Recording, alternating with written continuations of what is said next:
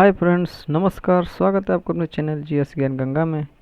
मित्रों, हम आप लोगों के लिए लेके आए हैं राजनीति विज्ञान के वे महत्वपूर्ण टॉपिक जो कि टीजीटी और पीटी के लिए महत्वपूर्ण हैं। तो मित्रों, देर न करते हुए हम चलते हैं टॉपिक की तरफ और देखते हैं अपना टॉपिक। आज हमारा जो टॉपिक है वो है राज्य की उत्पत्ति का सिद्धांत। तो मित्रों, देखते हैं राज्य की उत्पत्ति का सिद्धांत में फर्स्ट है हमारा दैवी सिद्धांत। दैवी सिद्धांत के प्रतिपादक जो हैं वो है रॉबर्ट फिल्मर, जो 16 किया। और इनकी पुस्तक देखें तो इनकी पुस्तक जो है वो है पैट्रियार्क। आगे देखते हैं। भारतीय परंपराओं की बात करें तो भारतीय परंपराओं के अंतर्गत महाभारत के शांति पर्व में दैवी सिद्धांत की उत्पत्ति का उल्लेख मिलता है। जो भारतीय परंपरा है उसमें महाभारत के शांति पर्व के अंतर्गत दैवी सिद्धांत की उत्पत्ति का उल्लेख मिलता है।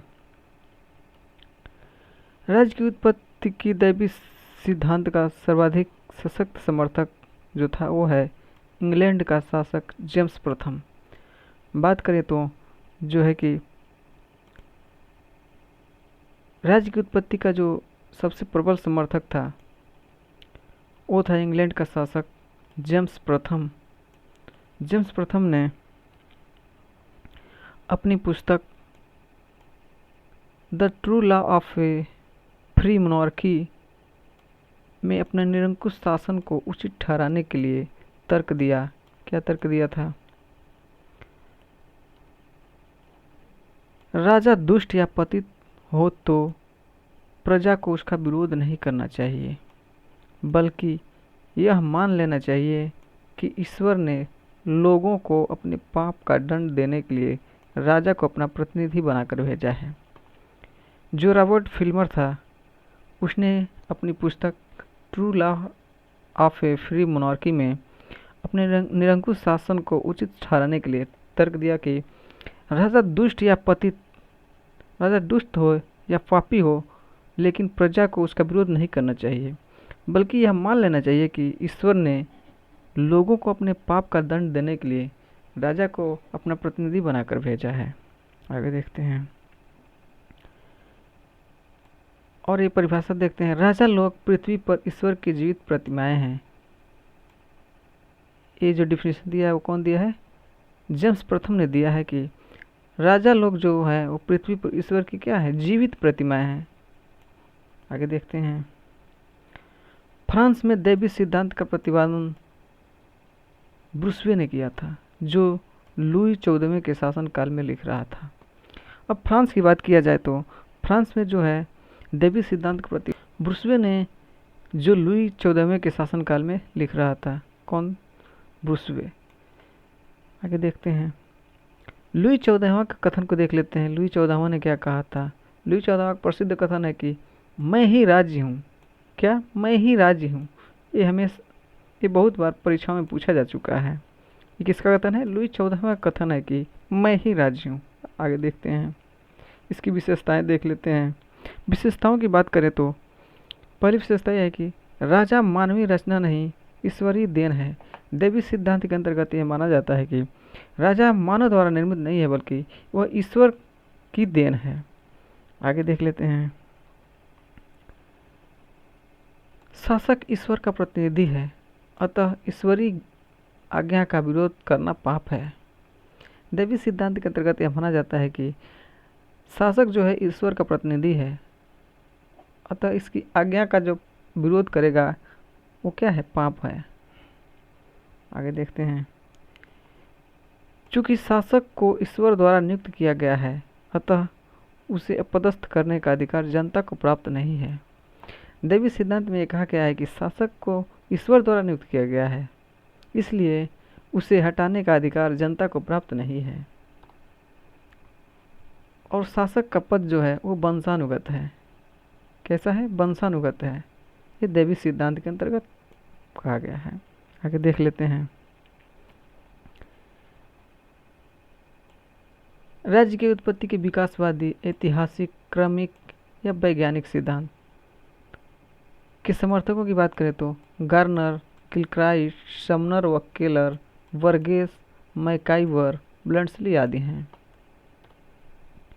गार्नर ने परिभाषा दिया है, इसको देख लेते हैं कि राज्य न तो ईश्वर की सृष्टि है, न वह उच्च कोटि के शारीरिक बल का परिणाम है,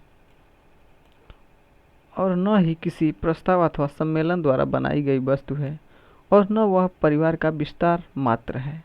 कर्नल महोदय कहते हैं कि राज्य न तो ईश्वर की सृष्टि है, न वह उच्च कोटि के शारीरिक बल का परिणाम है, न किसी प्रस्ताव अथवा सम्मेलन द्वारा बनाई गई वस्तु है, और न वह परिवार का विस्तार है। एक परिभाषा और दी है गार्नर महोदय, वो कहते हैं राज्य का विकास हुआ है, निर्माण नहीं। यह कथन किसका है? गार्नर महोदय का। गार्नर महोदय कहते हैं कि राज्य का विकास हुआ है, निर्माण नहीं।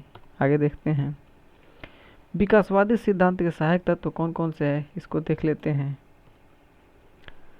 जिसमें पहला है मनुष्य की सामाजिक प्रवृत्ति। मनुष्य क्या है? एक सामाजिक प्राणी है, इसलिए इसकी सामाजिक प्रवृत्ति होगी। रक्त संबंध दूसरा है, एक दूसरे से जुड़ा हुआ है, रक्त संबंध। धर्म, शक्ति, उसके बाद से आपका आर्थिक क्रियाएं, राजनीतिक चेतना, ये विकासवादी सिद्धांत के सहायक तत्व हैं। आगे देखते हैं, कुछ परिभाषाओं को देख लेते हैं जो कि बहुत ही महत्वपूर्ण है।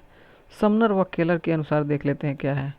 राज्य सर्वप्रथम कब दिखाई पड़ा, हम उसी प्रकार नहीं जान सकते जैसे एक बच्चा कब युवा और कब प्रौढ़ हुआ, ये नहीं जान पाते हैं। समनर और केलर कहते हैं कि राज्य सर्वप्रथम कब दिखाई पड़ा, हम उसी प्रकार से नहीं जान सकते जैसे एक बच्चा कब युवा हो गया और कब प्रौढ़ हुआ, नहीं जान सकते।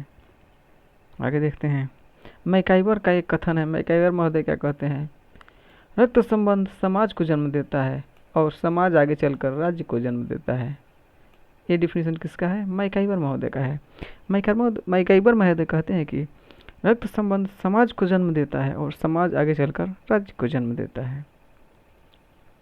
ब्लंट्सली के शब्दों में देख लेते हैं, ब्लंट्सली महोदय क्या कहते हैं?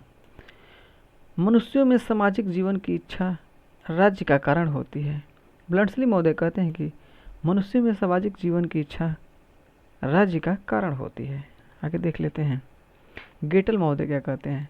गेटल महोदय की बात करें तो इन्होंने कहा है कि राज्य एक क्रमिक और स्वाभाविक ऐतिहासिक विकास की प्रक्रिया है। क्या है? राज्य एक क्रमिक और स्वाभाविक ऐतिहासिक विकास की प्रक्रिया है। एक डिफिनेशन किसका? गेटल महोदय का है। राज्य के विकास के क्रम देख लेते हैं कि राज्य का विकास कैसे हुआ। इसमें पहला है कबीला राज्य, दूसरा प्राच्य साम्राज्य, तीसरा यूनानी नगर राज्य और चौथा रोमन राज्य। इन चारों को मिलाकर राज्य हैं। अब बात कर लेते हैं सामंती राज्य। सामंती राज्य जो है ये मध्यकाल की और का समय है।